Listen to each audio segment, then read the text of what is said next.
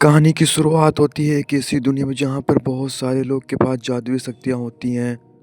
हम एक नूरी नाम की लड़की को देखते हैं जो बचपन से बाकी लोगों से बहुत अलग ही समझती थी वो। एक दिन उसके साथ में कुछ अजीब हुआ और उसकी ज़िंदगी ही बदल गई। जब वो 7 साल की थी तो अपनी खिड़की से पड़ोसियों को देख रही थी। तभी उसकी नज़र एक गार्डन में खड़ी उसकी एक बिल्ली पर पड़ी। उसी पल उसकी मूछें उगने लगी। उसने हूबहू एक बिल्ली जैसा रूप ले लिया। तभी उसके पिता अचानक उसके रूम में आए और नूरी को पर भी निकल आए। नूरी को एक खासियत मिल गई थी। नूरी अपने 6 साल बेस्ट फ्रेंड के साथ तो नूरी एकेडमी जाने वाली थी, जो कि देश का सबसे मशहूर जादुई था। असल में जब भी वो किसी जानवर का रूप लेती थी वो 2-3 जानवरों को मिलाकर वो हाइब्रिड बना देती थी। कुछ हफ्तों के बाद रोनी और रायना सीज एकेडमी में जाने वाली बस स्टॉप पे आ गई। लेकिन एक अजीब सा आदमी पेड़ के पीछे से आया। उसने कहा कि मैं सभी बच्चों को जादुई स्कूल में लेने जाने आया हूँ। फिर सभी बच्चों ने अपने माँ बाप को अलविदा कहा और उस आदमी के पीछे सभी बच्चे जंगल में घुस गए। सबसे पहले बट उसमें गया। जल्द ही नूरी और रायना के साथ में कि बच्चे भी पोर्टल में घुस गए। एहसास उनके फ़ोन स्कूल में काम नहीं कर रहे हैं। फिर उनकी प्रिंसिपल लेंडाइन उनके साथ में आई। फिर उन बच्चों को उनकी काबिलियत के हिसाब से 5 कैटेगरी में बांट दिया गया। पहला ग्रुप था फजीज, में उन बच्चों को भेजा जाएगा जिसमें वो जानवरों के साथ में बात करते हैं। ग्रुप था फ्लिकर, जो अपने हाथों से भी चीज़ को खींच सकते हैं। इसके बाद द फ्लेयर आग की जो काबू कर सकते हैं। ग्रुप था फ्लायर, जो हवा में उड़ सकते हैं। पांचवा ग्रुप था फजर्स, किसी भी जानवर का रूप ले सकते थे। क्लासेस शुरू होने से पहले सभी बच्चे को एक टेस्ट देना होगा। उनके प्रोफेसर्स उनको शक्तियों को जांच करके उनके ग्रुप में ही डाल देंगे। तो पहले बारी थी फ्लेयर्स की, जिन्हें 2 मीटर दूर एक मोमबत्ती को जलाने का टास्क दिया गया। फिर फिलिप नाम का एक लड़का अंदर गया। टेस्ट के बाद प्रिंसिपल ने उसे एक कार्ड देकर उसे बाहर कर दिया। के बाद एलियट किया, उसने मोमबत्ती हाथ से नहीं जला सका क्योंकि उसके हाथ से चिंगारी का धुआं निकल रहा था। प्रोफेसर उससे काफ़ी नाखुश थे। अब रायना की बारी थी। वो अपने साथियों सबसे पहले उसने छोटी सी उंगली से मोमबत्ती को जला दिया। के बाद फजीज का टेस्ट हुआ। तो उसे कुत्ते से बातचीत करने के लिए उसे कुछ सवाल और जवाब करने थे। वो कुत्ते के सभी जवाब समझ पाए तो कुत्ते के टेस्ट में वो पास हो जाता है। तीसरे टेस्ट में कुछ बच्चों को सामने रखे, लेकिन जब पेपर नाम की एक लड़की गमला अपनी तरफ खींचने के बजाय दूसरी तरफ खींच दिया, सीधा दीवार से जाके टकराया और उस बेचारी को रिजेक्ट कर दिया गया। का टेस्ट हो जिससे बच्चों को ज़मीन से 2 मीटर दूर उड़ना होगा। आंद्रे नाम की एक लड़की की बारी आई। जिसे उसने अपना भारी भरकम बैग उतारा तो वो उड़कर सीधा छत पे ही जाके लड़ा। हो सकते उसके बस में थी, वो चाहकर भी नीचे नहीं आ सका। प्रोफेसर ने सीढ़ियाँ लगाकर जैसे तैसे करके उसको उतारा। कार अब नूरी की बारी थी। सामने रखी एक बिल्ली की वो बहू उसके जैसा ही रूप लेना था। जब नूरी की बारी, उसने 2 सेकंड में उसके शरीर से पर निकल आए।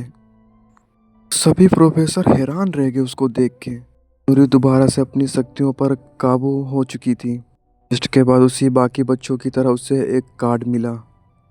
सभी के टेस्ट पूरे होने के बाद सभी बच्चे एक मैदान में इकट्ठा हो गए थे, जहां उन्हें अपने कार्ड्स खोलने थे ताकि उन्हें पता चल सके कैसे हो सके। तब रायना ने देखा कि आग फेंकने वाले ग्रुप में शामिल कर दिया गया था।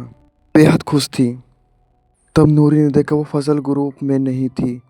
कार्ड पे यूडीएम लिखा हुआ था। आज मैंने ये कौन सा ग्रुप है। बच्चों को कैफेटेरिया में जाकर अपने ग्रुप के यूनिफॉर्म का लेने को कहा। नूरी को यूडीएम के निशान वाले रास्ते पर जाना होगा। नूरी ने रायना को अलविदा कहा। और ने उसका स्वागत किया और उसको जमीन के एक नीचे हॉल में ले गए। नूरी क्लास में गई तो उसे बाकी बच्चे भी वहाँ पे मिले। की तरह जादू टेस्ट में फेल हो गए थे। बच्चों को जादू की पढ़ाई नहीं कराई जा रही थी। देश के बच्चों के आम की तरह पढ़ाया जाता था। ते नूरी को बहुत ही गुस्सा आया। पूछा कि बाकी बच्चों की तरह हम जादू क्यों नहीं सीख सकते। वहाँ पे यूं लिंडा आ गई और बताया कि इनका मतलब है कि आप साइड मैजिक बच्चे हैं जिन्हें सही से जादुई शक्तियाँ नहीं प्राप्त हुई हैं, ना ही कोई जादुई शक्ति का उन्हें कोई फ़ायदा था। तुम सब अपनी जादुई शक्ति का ठीक से इस्तेमाल नहीं कर पाओगे। वो सही होगा तब तक कि आप सब आम बच्चों की तरह यहाँ पर रहना होगा। अगले वो अपना सब जादू भूल ना जाए। बस जाकर आम बच्चों की तरह आप लोग पढ़ सकते हैं। मैंने बताया कि साल 1913 में रसवर्ल्ड नाम के बच्ची की वजह से एक स्कूल में ना कि वो लड़का काले जादू का शिकार हो गया था। शैडो मैजिक एक ऐसा जादुई नुकसान था जो दूसरों को नुकसान पहुंचा सकता था। तब उसकी जादू को बंद करने के लिए खुफिया बच्चों को जेल में बंद कर दिया था। शैडो मैजिक इंसान के शरीर बिना घुसे काम नहीं करता था। और तब लिंडा ने खुलासा किया कि शैडो मैजिक यूडियम के बच्चों को ही शिकार बनाता है, इसलिए हम सबको बाकियों से अलग रखा जा रहा है। जादुई शक्ति का इस्तेमाल करने की इजाज़त इसीलिए नहीं थी उसे अपनी शक्तियाँ भूल जाए और यहाँ से खतरा टल सके। एक दिन चुने गए बच्चों को अपनी क्लास में भेज दिया गया था। नैना को पता चला कुछ ही हफ्तों में फाउंडेशन का होने वाला है। इस एक फाउंडेशन में 5 एकेडमी के बच्चों को अपना जादुई शक्ति दिखाना होगा। इसीलिए अपने प्रोफेसर हर 2 बच्चों को अपने ग्रुप से चुनेगा और जो इस फंक्शन को जीतेगा उसी को जादुई करने का मौका मिलेगा।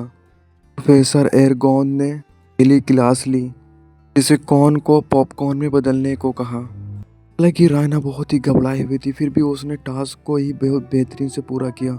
लेकिन फिलिप उसकी जादू का मजाक उड़ाने लगा।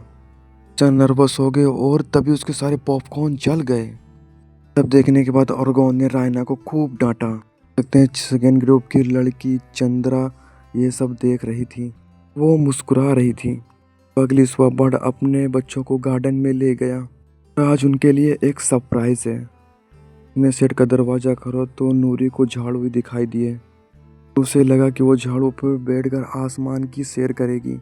उड़ने की कोशिश की, वो जमीन पर आ गिरी। पता चला कि ये मामूली झाड़ू है जो लेकर स्कूल का गार्डन साफ करने के लिए दिया गया था। नायना इस झाड़ू को लेकर वहां पहुंची जहां बाकी बच्चों की क्लास चल रही थी। प्रोफेसर एक बिल्ली के बच्चों को खास तरह रूप लेना सिखा रही थी।